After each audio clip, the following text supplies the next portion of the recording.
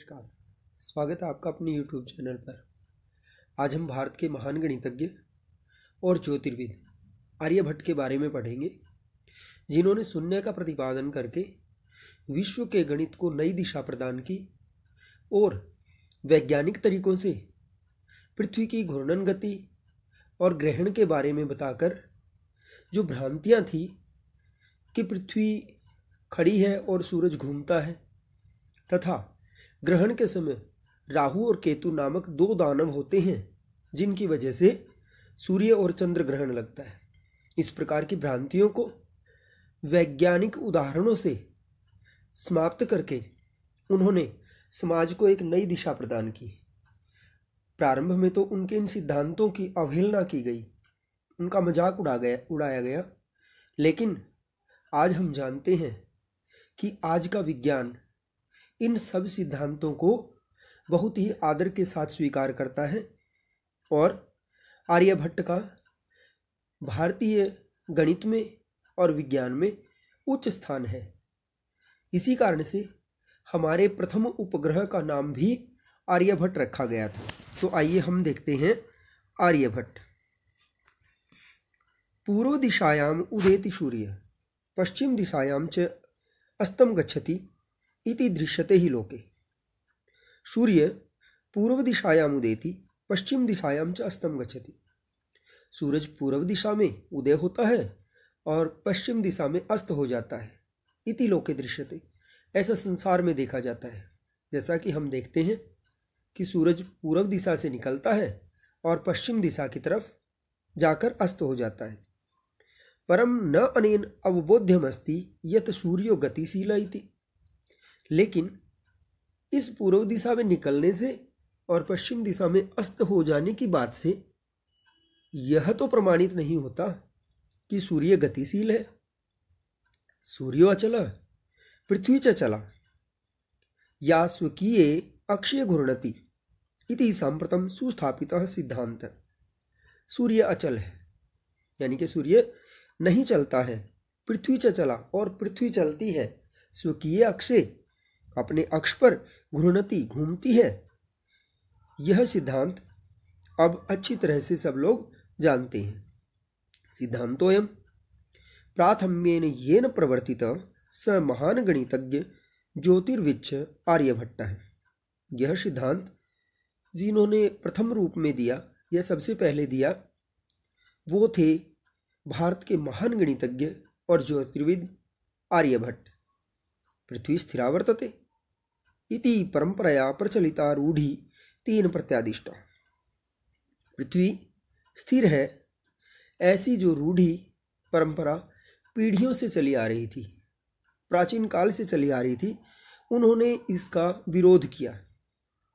तेन उदाहरितम यदन गतिशीलायाम नौकायाम उपविष्टः मानव नौकाम स्थिराम अनुभवति। उन्होंने उदाहरण दिया कि चलती हुई नाव में बैठा हुआ मनुष्य नाव को स्थिर अनुभव करता है। अन्यान पदार्थान च गतिशीलान अवगच्छति, और दूसरे पदार्थों को, यानी कि दोनों साइड के पेड़ पौधों को, किनारों को गतिशीलान अवगच्छति, गतिशील मानता है।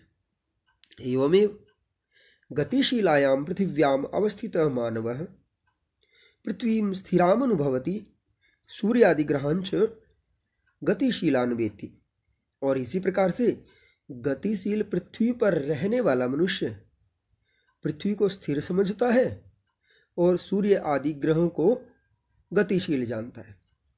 जैसा कि हम किसी बाइक पर, किसी गाड़ी में, बस में, ट्रेन में जब यात्रा करते हैं तो हमें दोनों ओर की जो चीज़ें हैं वो भागती हुई प्रतीत होती हैं और हम खुद को स्थिर अनुभव करते हैं, क्योंकि हम तो बैठे हैं। गतिशील बाइक है या फिर गाड़ी है या ट्रेन है या फिर बस है, लेकिन चलती हुई हमें दिखाई देती हैं रोड के दोनों साइड की चीज़ें। तो उसी प्रकार से घूमती हुई पृथ्वी पर, यानी चलती हुई पृथ्वी पर अवस्थित हम लोग सूर्य इत्यादि ग्रहों को स्थिर मानते थे। लेकिन आर्यभट्ट ने बताया कि यह जो पृथ्वी है यह अपने अक्ष पे घूमती है और सूर्य स्थिर है। 476 ख्रीष्टाब्दे षट सप्तति अधिक चतुस्शततमे वर्षे 476 ईस्वी में आर्यभट्टः जन्म लब्धवानिति, आर्यभट्ट का जन्म हुआ। इति यह तेनेव विरचिते आर्यभट्टीयम इत्यस्मिन् ग्रंथे उल्लिखितम, उनके द्वारा रचे गए या लिखे गए आर्यभट्टीयम नामक ग्रंथ में उल्लेख मिलता है। ग्रंथोयम, यह ग्रंथ 323तमे, उन्होंने 23 वर्ष की उम्र में विरचित रचा था। ऐतिहासिक स्रोतों भी ज्ञायते यत् पाटलिपुत्रमनिकषा आर्यभट्टस्य वेधशाला आसीत्। ऐतिहासिक स्रोतों से, ऐतिहासिक प्रमाणों से यह ज्ञान होता है या ज्ञात होता है कि पाटलिपुत्र, जो आधुनिक काल में पटना है, निकषा के पास आर्यभट्टस्य वेधशाला आसीत्, आर्यभट्ट की वेधशाला थी, जहाँ से वो अपनी खगोलीय यात्रा को चलाते थे। अनेन इदम अनुमीयते यत् तस्य क्रमभूमि पाटलिपुत्रमेवासीत्, इससे यह ज्ञात होता है कि उनकी जो कर्म भूमि थी, वर्क प्लेस था, वो पाटलिपुत्रमेवासीत्, पाटलिपुत्र ही था। आर्यभट्टस्य योगदानम गणित ज्योतिषाः संबद्धम वर्तते, आर्यभट्ट का जो योगदान है वो गणित और ज्योतिष से संबंधित है। यत्र संख्यानाम आंकलनम महत्वम आदधाति, जहाँ पर संख्याओं का आकलन करना महत्व रखता है, यानी कि संख्याओं का एनालिसिस करना जहाँ पर महत्वपूर्ण होता है। आर्यभट्ट फलित ज्योतिष शास्त्रे न विश्वसीति समः, आर्यभट्ट फलित ज्योतिष में विश्वास नहीं करते थे। वो हाथ इत्यादि देखना, इन चीजों को बिल्कुल निरर्थक और बेकार मानते थे। गणितीय पद्धति से कृतम आंकलनम आधृत्य एव, किए हुए आंकलन से ही तेन प्रतिपादितम यद ग्रहणे राहु केतु नामकौ दानवौ नास्ति कारणम, कि ग्रहण में राहु और केतु नामक राक्षस कोई कारण नहीं होते। जैसा कि पहले लोग मानते थे कि सूर्य और चंद्रमा के ग्रहण में राहु और केतु नामक 2 दानव राक्षस होते हैं, जो कभी सूर्य को अपने मुंह में ले लेते हैं तो कभी चंद्रमा को।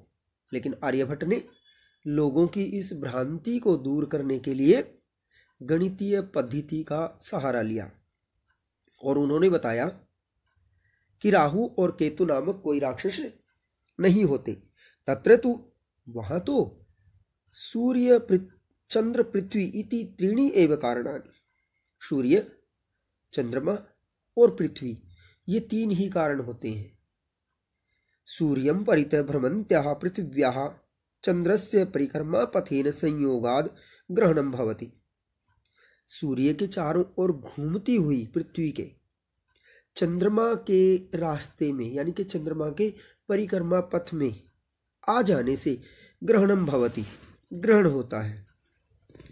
यदा, जब पृथिव्याः छायापातेन, पृथ्वी की छाया पड़ने से चंद्रस्य प्रकाशः अवरुध्यते, चंद्रमा का प्रकाश रुक जाता है, तदा चंद्रग्रहणं भवति, तो चंद्रग्रहण हो जाता है।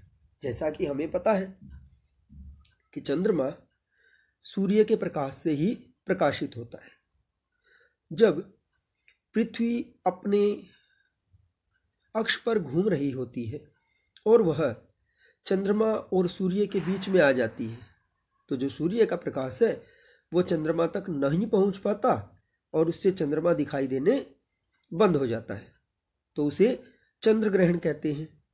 तथैव उसी प्रकार से पृथ्वी सूर्ययोः मध्ये समागतस्य चंद्रस्य छायापातेन सूर्यग्रहणं दृश्यते।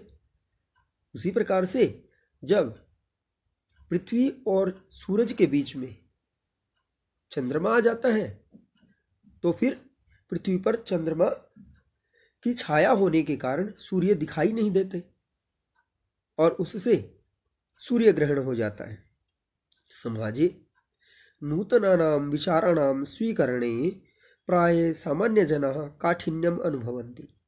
समाज में जब भी कोई नया विचार आता है तो उसको स्वीकार करने में लोगों को कठिनाई आती है। अर्थात जब भी कोई नई बात होती है, कुछ नया घटित होता है, तो समाज के लोग उसको आसानी से स्वीकार नहीं करते।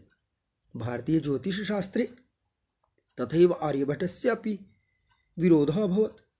और भारतीय ज्योतिष शास्त्र में आर्यभट्ट का विरोध होना शुरू हो गया, क्योंकि ज्योतिषियों के अनुसार सूर्य और चंद्र ग्रहण में राहु और केतु होते थे, जिससे उनकी आजीविका चलती थी। अब जब आर्यभट्ट ने लोगों को ये बता दिया कि यहाँ पर राहु और केतु नाम के राक्षस होते ही नहीं है, तो लोगों के मन से राहु और केतु का डर निकलने लगा, जिससे ज्योतिषियों की आजीविका पर असर पड़ा। तो सामान्य सी बात है, जब उनकी रोजी रोटी बंद हो रही है तो वो विरोध तो करेंगे ही। और उन्होंने आर्यभट्ट का विरोध करना शुरू कर दिया।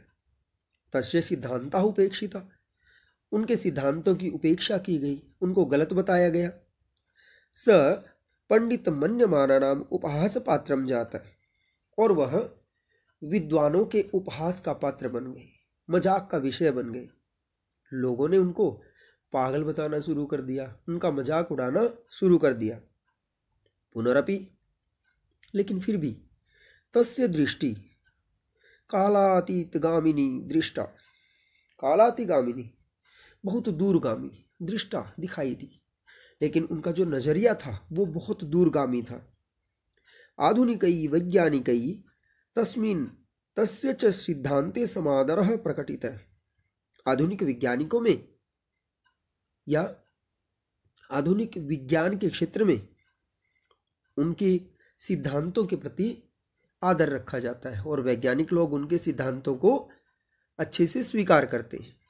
अस्मादेव कारणाद, इसी कारण से अस्माकं प्रथमोपग्रहस्य नाम आर्यभट्ट इति कृतम, हमारे पहले उपग्रह का नाम भी आर्यभट्ट रखा गया।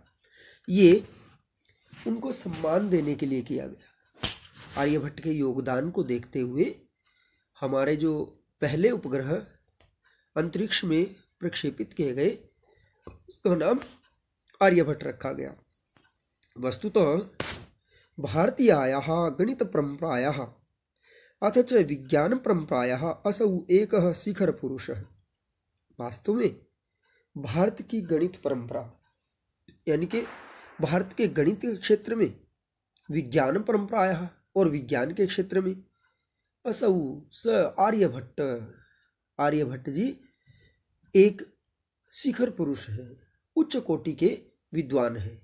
और आज हमारा पूरा समाज क्या पूरा विश्व ही आर्यभट्ट का ऋणी है, जिन्होंने दशमलव का प्रयोग, शून्य का प्रयोग, पृथ्वी के चल होने की स्थिति, ग्रहण इत्यादि के बारे में जो भ्रांतियां थी उन सब को दूर किया और पूरे संसार को एक नई दिशा दिखाई। तो आगे हम देखते हैं इस पाठ का अभ्यास। इसके शब्दार्थ देखिए। लोके, संसार में, अवबोध्यम, अवबोध्य होता है जानने के लायक या जानने योग्य। अचल, अचल जो चलता नहीं है यानी कि स्थिर, चला, चलने वाली, गतिशील। स्वकीय, अपने, अक्षे, अक्ष पर, घूर्णति, घूमती है, सुस्थापित, अच्छी तरह से जाना हुआ। प्राथम्येन, सबसे पहले, ज्योतिर्विद, ज्योतिष को जानने वाला यानी कि ज्योतिषी। रूढ़ी, प्रचलित, प्राचीन काल से चली आ रही। प्रत्यादिष्टा, प्रत्यादिष्टा मतलब खंडन किया, विरोध किया। ख्रीष्टाब्दे, ईस्वी में, 60 76, सप्तति 70 और 6 वयसी, आयु में, निकषा, पास, वेधशाला, वेधशाला वह स्थान होता है जहाँ से ग्रहों और नक्षत्रों का अध्ययन किया जाता है। यहाँ अंतरिक्ष की खगोलीय घटनाओं का अध्ययन किया जाता है, उसको कहते हैं वेधशाला। आकलनम गणना एनालिसिस आदधाति रखता है या रखती है। भ्रमंत्या घूमती हुई। छायापातेन छाया पड़ने से। अवरुद्धते रुक जाता है। अपरत्र दूसरी तरफ। अवस्थित स्थित। विश्वसीति स्म विश्वास करता था।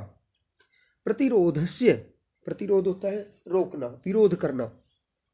पंडित मन्य माना नाम अपने आप को विद्वान मानने वाले। कालातिगामिनी दूर की सोच, यानी कि काल से परे, जो इस समय की ना होकर बहुत दूर का दिखाई देने वाली हो, देखने वाली हो, उसे कहते हैं कालातिगामिनी। देखिए पहला प्रश्न है एक पदेन उत्तरतः, एक पद में उत्तर देना है। सूर्य कस्याम दिशायाम उदेति। सूर्य कौन सी दिशा में उदय होता है? जैसा कि हमने पाठ में पढ़ा है, पूर्वश्याम दिशायाम, पूर्वश्याम दिशायाम।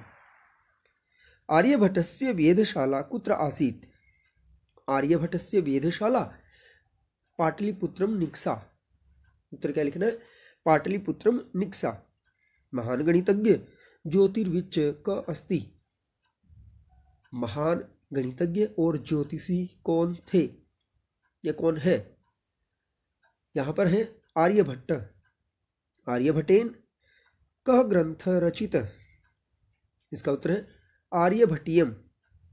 अस्माकं प्रथमोपग्रहस्य नाम किम अस्ति? अस्माकं प्रथमोपग्रहस्य नाम आर्यभट्ट अस्ति।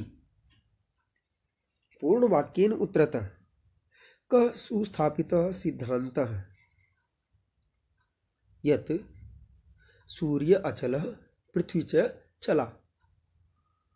चंद्रग्रहणं कथं भवति? यदा सूर्यं परितः प्रभ्रमन्त्या पृथ्वी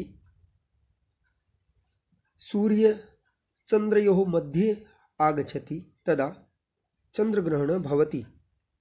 सूर्यग्रहणं कथं दृश्यते? यदा पृथ्वी सूर्ययोः मध्ये चंद्रमा आगच्छति तदा सूर्यग्रहणं दृश्यते। आर्यभट्टस्य विरोधः किमर्थम् अभवत्? यतो हि पंडितमन्यमानानां मध्ये तस्य सिद्धान्तः अनादृतः। प्रथमोपग्रहस्य नाम आर्यभट्ट इति कथं कृतम्?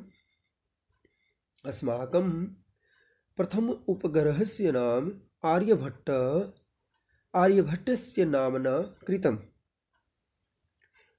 रेखांकित पदानि आधृत्य प्रश्न निर्माणं कुरुत। रेखांकित पद को आधार मानकर प्रश्न निर्माण करना है।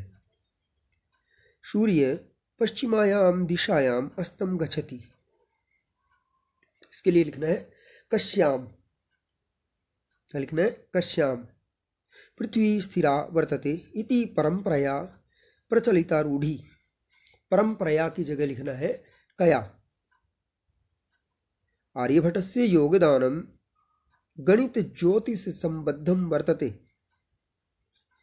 आर्यभट्टस्य योगदानं गणित ज्योतिष संबद्धं वर्तते। गणित ज्योतिष की जगह लिखना है कयो। समाजे नूतन विचाराणां स्वीकरणे प्राय सामान्य जना काठिन्यम अनुभवन्ति। सामान्य जना की जगह लिखना है के। पृथ्वी सूर्ययोः मध्ये चंद्रस्य छायापातेन सूर्यग्रहणं भवति। इसमें लिखना है कयो। कयो मध्ये चंद्रस्य छायापातेन सूर्यग्रहणं भवति। मंजूषातः पदानि चित्वा रिक्तस्थानानि पूर्यत। मंजूषा में दिए हैं नौकाम, नौका को, पृथ्वी, पृथ्वी, तदा, तब, चला, चलती है, अस्तम, अस्त होता है। सूर्य पूर्व दिशायाम उदेति पश्चिम दिशायाम च अस्तम गच्छति। दूसरा देखिए, सूर्य अचल पृथ्वी च चला। फिर खालिस्तान स्वकीय अक्षे घूर्णति, पृथ्वी लिखना है, पृथ्वी स्वकीय अक्षे घूर्णति। यदा पृथिव्या छायापातेन चंद्रस्य प्रकाश अवरुध्यते तदा चंद्रग्रहणं भवति। तो खाली स्थान में भरना है तदा। नौकायाम उपविष्ट मानव खाली स्थान स्थिराम अनुभवति, लिखना है नौकाम। आगे देखिए, संधि विच्छेदम कुरुत, संधि विच्छेद करना है। ग्रंथोयम, ग्रंथः, ग्रंथः जमा अयम। सूर्याचल, सूर्याचल, सूर्य, सूर्य जमा अचलः, क्या है, सूर्य जमा अचलः। तथैव, तथा जमा एव, तथैव में क्या है, तथा जमा एव। कालातिगामिनी, कालातिगामिनी, काल जमा अतिगामिनी, काल जमा अतिगामिनी। प्रथमोपग्रहस्य, प्रथम जमा उपग्रहस्य, प्रथम जमा उपग्रहस्य। अधोलिखित पदानां विपरीतार्थक पदानि लिखत। उदय, अस्तः, अचलः, चलः, अंधकारः, प्रकाशः, स्थिरः, अस्थिरः, समादरः, अनादरः। आकाशस्य पृथिव्याः, आकाशस्य पृथिव्याः। अधोलिखित पदानां समानार्थक पदानि पाठाति चित्वा लिखत। संसारे विश्वे इदानीं सम्प्रति वसुंधरा पृथ्वी समीपम निकषा गणनम आकलनम, गणनम आकलनम। राक्षसौ दानवौ, राक्षसौ दानवौ। अधोलिखित पदानि आधृत्य वाक्यानि रचयत। सांप्रतम, सांप्रतम का अर्थ होता है अब। सांप्रतम अहम पठामि, वाक्य बनाएंगे आसान। सांप्रतम अहम पठामि। निकषा, निकषा का अर्थ होता है पास, निकषा का अर्थ है पास। ग्रामम निकषा नदी बहती, क्या लिखेंगे, ग्रामम निकषा नदी बहती। परित, चारों ओर। ग्रामम परित वृक्षाः सन्ति। उपविष्टः, बैठा। तत्र बालकः उपविष्टः, तत्र बालकः उपविष्टः। कर्मभूमि, कर्मभूमि होता है कार्यक्षेत्र। आर्यभट्टस्य कर्मभूमि पाटलिपुत्रम, आर्यभट्टस्य कर्मभूमि पाटलिपुत्रम आसीत्।